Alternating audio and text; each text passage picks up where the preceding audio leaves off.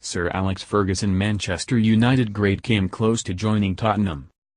Former Spurs chairman Irving Scholar says he had an agreement in principle with the Scot to take him to White Hart Lane 2 years before he swapped Aberdeen for Old Trafford.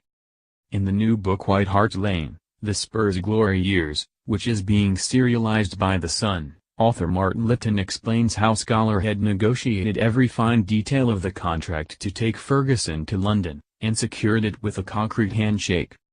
However, Ferguson apparently went back on his word before moving to United, where he guided them to 38 honours over a 27-year spell. The truth was that I had been talking to and negotiating with Alex Ferguson about a deal, Scholar revealed.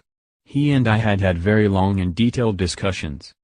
I told him that I was a very old-fashioned type of chap and that the most important thing was that once you agree something, once you shake someone's hand, it's in concrete. Once you do that, then you do not, under any circumstances whatsoever, you do not go back on it.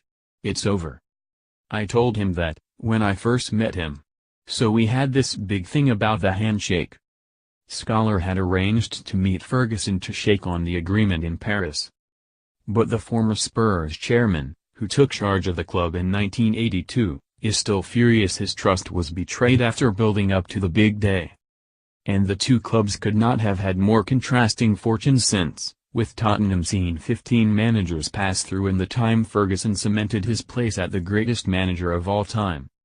He agreed and I said I'd like him to meet someone else on the board, Paul Bobroff, Scholar added. We arranged to meet in Paris on a Sunday morning, just by the airport. The idea was this was the moment, the seminal moment of the handshake. We'd built up to this for weeks. So we met. I said, "Are you ready?" He replied, "I'm ready." I said, "Are you sure you're ready?" He said, "I'm sure."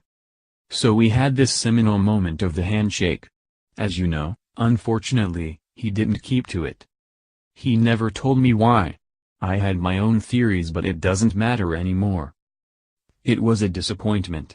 He stayed at Aberdeen for